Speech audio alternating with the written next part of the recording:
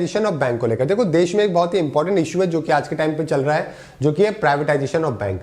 यहाँ पे कई लोग जो है इसको फेवर कर रहे हैं, कई लोग हैं जो कि इसको फेवर नहीं कर रहे हैं। अब इसके अंदर प्राइवेटाइजेशन ऑफ बैंक के अंदर कई सारे फायदे भी हैं और कई सारे नुकसान भी है। तो हम लोग डिटेल में देखेंगे कि आरबीआई ने क्यों प्राइवेटाइजेशन ऑफ पब्लिक बैंक को, प्राइवेटाइजेशन ऑफ बैंक यानी कि जो सरकारी बैंक है उनके प्राइवेटाइजेशन करने पे आरबीआई ने मना किया है, लेकिन सरकार जो है वो प्राइवेटाइजेशन चाहती है। तो सरकार क्यों चाहती है और आरबीआई ने क्यों मना किया है, दोनों को हम लोग दोस्तों थोड़ा स्टडी करेंगे।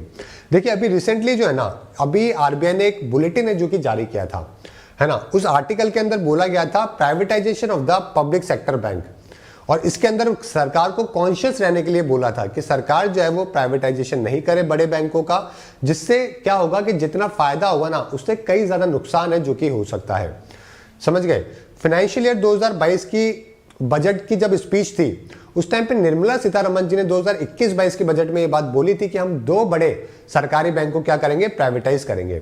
उसके बाद से दोस्तों ये पूरा का पूरा मुद्दा है जो कि सामने आया, कई लोगों ने फेवर किया, कई लोगों ने मना किया। तो कुल मिला के यहाँ पे RBI versus government of India है जो कि आज के टाइम पे देखने को मिल रहा है। अगर मैं इस मुद्दे की बात करूं, आरबीआई ने क्यों मना किया है, उसके पीछे मेजर कारण ये है कि पब्लिक सेक्टर बैंक जो है ना वो गांव को, रूरल इकोनॉमी को जो है वो काफी हेल्प करते हैं। पब्लिक सेक्टर बैंक अगर आप देखोगे आज के टाइम पे मेजरली ब्रांच जो गांव में देखने को मिलेगी वो पब्लिक सेक्टर की मिलेगी।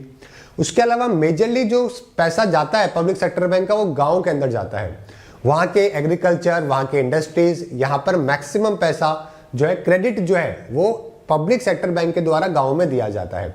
अगर पब्लिक सेक्टर बैंक नहीं रहेंगे तो गांव को फैसिलिटी नहीं मिल पाएगी और वो बैंकिंग से दूर होते जाएंगे, क्योंकि प्राइवेटाइज्ड बैंक हमेशा क्या करते हैं, प्रॉफिट के अकॉर्डिंगली अपनी ब्रांच खोलते हैं। एक गांव के अंदर वो क्यों खोलेंगे जब पूरे गांव की इनकम ही 1 करोड़ रुपए भी नहीं है, तो है ना। तो उनके लिए वो मैटर नहीं करता है, रूरल इकोनॉमी मैटर नहीं करती है इतनी, लेकिन सरकारी बैंकों के लिए जरूरी होता है।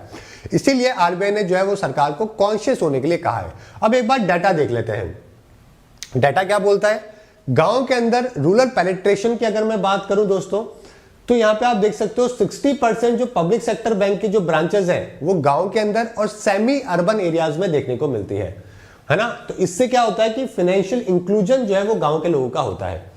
यहां पे देखिए परसेंटेज, देखिए यहाँ पे दोनों का परसेंटेज बताया गया है, ठीक है। गांव के अंदर आप देखिए 33%, सेमी अर्बन में भी अगर आप देखोगे ये देखो 27%, उसके बाद में शहरों में 19% और मेट्रोपॉलिटीज में 19%। ओके, तो अगर आप इन बाकी तीनों को देखोगे ना तो यहां पे तो देखिए आपको प्राइवेट सेक्टर बैंक की ज्यादा ब्रांचेस मिलेगी, लेकिन गांव के अंदर प्राइवेट सेक्टर बैंक बहुत कम है और पब्लिक सेक्टर बैंक यहां पे ज्यादा है। तो एक तो पॉइंट ये हो गया आरबीआई का जिसकी वजह से आरबीआई ने मना किया है, ठीक है।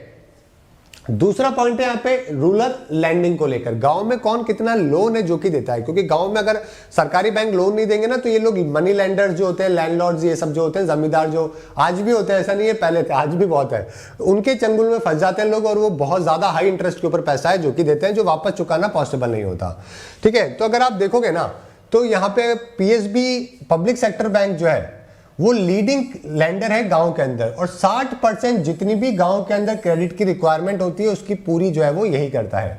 समझ गए। तो यहां पे आप देख सकते हो कि यही बताया गया कि पब्लिक सेक्टर बैंक का कंट्रीब्यूशन देखिए, ये देखिए कितना ज्यादा हाई परसेंटेज है जो कि आपको देखने को मिलेगा। ये 2012 के अंदर देखिए 18% था, मतलब 78% था, फिर 14 के अंदर 75 आया, फिर 73, 70, आज के टाइम तक भी गांव के अंदर 63% है जो कि आपको रूरल इकोनॉमी के अंदर आपको पब्लिक सेक्टर बैंक के देखने को मिलेंगे, ठीक है। तो ये यहाँ पे बताया गया। पब्लिक सेक्टर बैंक के बाद में अगर आप सेकंड मोस्ट देखोगे जो गांव में क्रेडिट देते हैं वो है आरआरबीज का देखोगे 20%। जो प्राइवेट सेक्टर बैंक की बात करोगे ना तो मात्र 16% आज के टाइम पे जो है इंक्लूजन देखने को मिलेगा, 16% के आसपास है, ठीक है। समझ गए। तो ये एक प्रॉब्लम है, अगर पब्लिक सेक्टर बैंक नहीं रहे तो गांव के अंदर जो है प्रॉब्लम क्रिएट हो जाएगी। सेकंड बात करते हैं सेक्टर के हिसाब से, तो सेक्टर की बात करोगे तो गांव के अंदर अगर आप देखोगे ना तो एग्रीकल्चर और इंडस्ट्री यहां पर मेजर शेयर जो है, ये देखिए मेजर शेयर जो है पीएसबी के द्वारा दिया जाता है। यहां पे अगर आप प्राइवेट सेक्टर का देखोगे तो इन दोनों को मिला के देखोगे तो काफी छोटा है और पब्लिक सेक्टर बैंक का काफी बड़ा है। ओके, पर्सनल लोन के अंदर अगर आप देखोगे तो प्राइवेट सेक्टर बहुत आगे है, लेकिन एग्रीकल्चर और इंडस्ट्री के अंदर सरकारी बैंक जो है वो काफी आगे है। इसी प्रकार से इंफ्रास्ट्रक्चर लैंडिंग की बात करें, जहां पे इंफ्रास्ट्रक्चर कोई भी रोड बनानी है, बिल्डिंग बनानी है, उसके लिए अगर बात करोगे तो ऑब्वियसली प्राइवेट सेक्टर बैंक जो है ज्यादा ओवर द टाइम देखिए प्राइवेट सेक्टर बैंक ऊपर की तरफ जाते जा रहे हैं, सरकारी बैंकों के कभी नीचे कभी ऊपर इस तरीके से देखने को मिलेगा।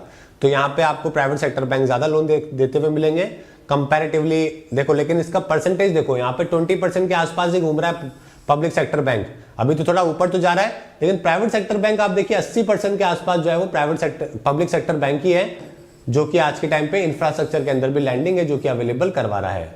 ठीक है गाइस, तो ये पूरा का पूरा डाटा है जिसकी वजह से सरकार ने, आरबीआई ने मना किया है प्राइवेटाइजेशन करने के लिए। प्राइवेटाइजेशन की शुरुआत की बात करें, देखो हमारे यहाँ पे जो सबसे पहले बैंकिंग की शुरुआत होती है ना देश में, वो 1770 से होती है, मालूम है ना? कौन सा था? बैंक ऑफ हिंदुस्तान की शुरुआत हुई थी। ये दोस्तों 1882 के अंदर बंद हो गया था। उसके बाद में एक और दूसरा बैंक आया हमारे यहाँ पे, पहला कमर्शियल बैंक था, वो था ओध कमर्शियल बैंक। ये देश का पहला कमर्शियल बैंक बना। ठीक है, धीरे धीरे और भी बहुत सारे, इलाहाबाद बैंक स्टार्ट हुआ, पब्लिक पीएनबी स्टार्ट हुआ, फिर हमारे यहाँ पे बैंक ऑफ कलकत्ता, मद्रास और बॉम्बे स्टार्ट हुए, जो कि तीनों मिलकर बाद में इंपीरियल बैंक बने, और इंपीरियल ही 1955 में एसबीआई के अंदर कन्वर्ट हुआ, है ना। तो पहले क्या हुआ करता था कि जब देश आजाद हुआ था ना, तो गांव के अंदर हर आदमी जो है किसी दूसरे आदमी से पैसे लोन पे लिया करता था, जो कि बहुत ही हाई इंटरेस्ट के ऊपर था, क्योंकि बैंकिंग सुविधा थी नहीं। सारे के सारे जो प्राइवेट सेक्टर बैंक थे वो सारे के सारे परिवारों के थे, बड़े बड़े परिवारों के थे, जो कि सिर्फ और सिर्फ बड़े लोगों को ही सुविधा दिया करते थे। आम आदमी तो उस बैंक तक पहुंचने की भी सोच ही नहीं सकता था। तो सरकार ने क्या किया कि जो भी प्राइवेट बैंक थे, 14 लार्जेस्ट प्राइवेट बैंक थे, उनको नेशनलाइज कर दिया 1969 के अंदर। आइडिया ये था कि जो बैंकिंग सेक्टर की सुविधा है वो सभी लोगों तक पहुंचे, सोशलिस्ट अप्रोच के लिए इसको किया गया था। ठीक है, उसके बाद में एसबीआई को 55 में किया गया, और इंश्योरेंस सेक्टर को 1956 के अंदर है जो कि कर दिया गया। रैपिड एक्सपेंशन दोस्तों देखने को मिला जब ये चीज हुई, सरकारी जब नेशनलाइजेशन हुआ तो बहुत ही रैपिड स्केल है जो कि बैंकिंग का देखने को मिला। मतलब आप देखिए कि 1969 में जो है ना, हमारे देश में जो ब्रांचेस थी वो सिर्फ 8000 ब्रांचेस थी बैंकों की। प्राइवेट सेक्टर बैंक थे, जहां जहां पे लोग अमीर लोग थे वहीं पर ही ब्रांचेस खोला करते थे। क्यों खोलेंगे ऐसी जगह पे जहां पे लॉस हो उनको? लेकिन नेशनलाइजेशन होने के बाद में बहुत ही एक्सपेंशन हुआ। 2020 तक आप देख सकते हो 1,60,000 ब्रांचेस है जो कि पूरे देश में देखने को मिली, है ना। तो ये जो मनी लैंडर्स थे ना गांव के अंदर, इनके ऊपर डिपेंडेंसी पूरी खत्म हो गई। आज के टाइम पे गांव में देखोगे तो उस टाइम पे दोस्तों सिर्फ 1,500 ब्रांचेस थी 1969 में, जो कि 2020 तक बढ़कर कितनी हो गई? 52,000 है जो कि देखने को मिली। ओके, और जो शेयर था रूरल ब्रांचेस का वो 17% से बढ़कर आज 32% जो ब्रांचेस है वो गांव के अंदर ही आपको देखने को मिलती है। नेशनलाइज्ड बैंक जो है होने के बाद में कंडीशन भी एम्प्लॉयमेंट की इंप्रूव हुई है, जैसे कि आपको पैसे ठीक ठाक मिलते हैं, सिक्योरिटी मिलती है सर्विसेज में, और भी कई सारे बेनिफिट है जो कि बैंकिंग के अंदर मिलते हैं। अगर पिछले 20 सालों की बात करूं ना, तो दोस्तों पिछले 20 सालों से ये मुद्दा है जो कि छिड़ चुका है कि क्या पब्लिक सेक्टर बैंक को प्राइवेट सेक्टर में कन्वर्ट करना चाहिए। ओके, 2015 के अंदर दोस्तों गवर्नमेंट ने सजेस्ट किया था प्राइवेटाइजेशन, और लेकिन आरबीआई के दो गवर्नर थे दोस्तों, उन्होंने कभी भी फेवर नहीं किया इस आइडिया को। कोई भी, मतलब ना तो उस टाइम पे रघुराम राजन, ना अजित पटेल, कोई भी जो भी आरबीआई गवर्नर आए बड़े बड़े, उन्होंने कभी भी इस फैसले को जो है वो सपोर्ट नहीं किया। ओके, पब्लिक सेक्टर बैंक का एक और ये भी कारण है कि प्राइवेटाइज नहीं होने देना चाहते, क्योंकि बहुत पैसा कमा के देते हैं सरकार को, ऑलरेडी प्रॉफिटेबल है।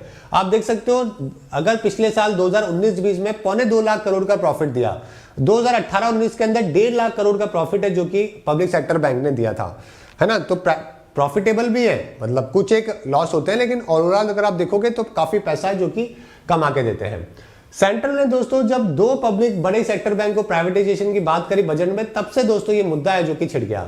रीजन क्या बताए गए कि एक तो क्या हो रहा है, हमारी फाइनेंशियल पोजीशन जो है पब्लिक सेक्टर बैंक की खराब हो रही है, हमें लॉन्ग टर्म प्रोजेक्ट जो है उसका पार्ट बनना है, ताकि छोटे बैंक, पब्लिक सेक्टर बैंक कम रहेंगे तो ज्यादा लैंड कर पाएंगे, और बैंकिंग सिस्टम को मजबूत करने के लिए ऐसा किया जाएगा। तो ये रीजन है जो कि प्राइवेटाइजेशन के दिए गए। कई सारी कमिटीज ने भी दोस्तों रिकमेंडेशन दिए, ऐसा नहीं है ना, कि गवर्नमेंट के स्टेक पब्लिक सेक्टर बैंक में 51% से कम होने चाहिए। जैसे कि नरसिम्हन कमेटी ने 33% बोला, पीजे नायक कमेटी ने 50% से कम बोला। ठीक है गाइज, और आरबीआई वर्किंग ग्रुप जो है उन्होंने भी सजेस्ट किया कि जो अमीर लोग हैं उनको वापस से बैंकिंग में थोड़ा इन्वेस्ट करना चाहिए, ताकि बैंकिंग सिस्टम थोड़ा वापस से मजबूत हो सके। अब यहाँ पे आप देख सकते हो ये प्रोज है, फायदे हैं और ये नुकसान है। अगर आज के टाइम पे अगर आप पब्लिक सेक्टर बैंक की सुविधा देखोगे और प्राइवेट सेक्टर की, तो आपको रात दिन का अंतर मिलेगा, है ना। ये अंतर जो है ना, इसको कम करने की जरूरत है। सरकार को ये सोचने की जरूरत है कि कैसे पब्लिक सेक्टर बैंक को हम लोग कॉम्पिटिटिव बनाए प्राइवेट सेक्टर के, ताकि सुविधाएं बढ़िया मिलेगी। तो फिर लोग क्या करेंगे, पब्लिक सेक्टर बैंक से जुड़े रहेंगे, पैसा भी लगाएंगे, वहां पे उनके सर्विसेज भी लेंगे, और उसके बाद में वो बैंकिंग कभी भी लॉस में जाने के चांसेस भी कम हो जाएंगे। जैसे कि एसबीआई है, एसबीआई काफी कॉम्पीट करता है मतलब एचडीएफसी से, है ना। चलिए ठीक है, तो ये प्रोज एंड कॉन्स है, आप दोनों पढ़ सकते हैं, इससे आपको काफी बेनिफिट मिलेगा, है ना। दोनों के दोनों आपके सामने ही है। ओके, चलिए प्राइवेट प्रोज की बात करें तो आपको फाइनेंशियल बर्डन जो है वो सरकार के ऊपर कम हो जाता है ना। अगर सरकार को पैसों की चिंता करने की जरूरत नहीं है, एडमिनिस्ट्रेटिव मशीनरी को कम कर सकती है सरकार अगर उसको प्राइवेटाइज कर देगी तो, और ज्यादा फोकस बाकी डिपार्टमेंट पे करेगी सरकार अगर बैंक प्राइवेटाइज हो जाते हैं तो, है ना। इकोनॉमिक डेवलपमेंट बढ़ जाएगा क्योंकि ज्यादा रिसोर्सेज सरकार के पास में रहेंगे, प्राइवेट सेक्टर के पास में रिसोर्सेज ज्यादा हैं। इसके अलावा बेटर बिजनेस मैनेजमेंट होगा और ट्रेड और एंटरप्रेन्योरशिप को बढ़ावा मिलेगा क्योंकि प्राइवेट सेक्टर के पास में पावर होगी। अगर मैं नुकसान की बात करूं तो देखिए, प्रॉपर नॉर्म्स के एक तो नुकसान है कि नॉर्म्स से नहीं है इसको लेकर, ऑब्जेक्टिव जो है वो एम्बिग्यूटी है, पता ही नहीं है कि प्राइवेट सेक्टर बैंक जो है अगर उनको पावर ज्यादा मिल गई, पब्लिक सेक्टर कन्वर्ट हो गए तो होगा क्या, है ना। रॉन्ग टाइमिंग और रॉन्ग एनवायरमेंट, ये भी एक मेजर कारण है ना, कि अभी कोई टाइमिंग सही नहीं है, वैसे इकोनॉमिक कंडीशन इतनी अच्छी नहीं है। पॉलिटिकल कंसेंसस, सारी पॉलिटिकल पार्टीज इसको लेकर बिल्कुल फेवरेबल नहीं है। लेबर स्ट्रेटेजीज को लेकर प्रॉब्लम है क्योंकि प्राइवेट सेक्टर तो आपको मालूम ही है, इंडिया के अंदर हमेशा जो है वो लेबर को जो है वो बहुत ज़्यादा वर्किंग आवर्स और ये सब आपको मालूम ही है ना। एक्सप्लॉयटेशन है जो कि एम्प्लॉयज़ का होता है। एक कल्चर चेंज को लेकर प्रॉब्लम आएगी और एक मोनोपोली एलिमेंट्स को लेकर भी प्रॉब्लम आएगी, और साथ में एक रूरल गांव की इकोनॉमी का क्या होगा उसको लेकर भी प्रॉब्लम आएगी। तो ये सारे के सारे दोस्तों कॉन्स आपको देखने को मिलते हैं। 2010 में इससे रिलेटेड पहले ही सवाल आ चुका है, यूपीएससी पहले ही पूछ लेता है कुछ होने से पहले ही ठीक है, ये मुद्दा बहुत ही पुराना है।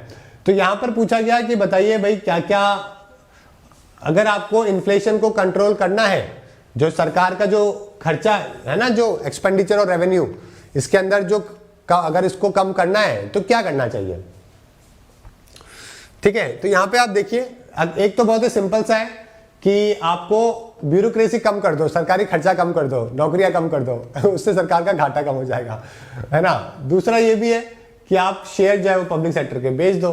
तो थर्ड और फोर्थ आपका बिल्कुल सही तरीका है। एफडीआई से और प्राइवेटाइजेशन हायर एजुकेशन इंस्टीट्यूशन से डजंट मेक एनी सेंस, इनसे कुछ ज्यादा नहीं होगा, लेकिन ये दोनों जो है इससे सरकारी जो घाटा है वो कम होगा। लेकिन मेरा ये मानना है कि आप इन तरीकों को अपनाओ, उससे बेटर है कि आप कोशिश करो कि प्राइवेटाइजेशन, अच्छे लोगों को जो है वो गवर्नमेंट जॉब्स में इन्वॉल्व करो, बड़े लोग जो प्राइवेट सेक्टर में उनको गवर्नमेंट जॉब, गवर्नमेंट की पोजीशंस पे लेके आओ।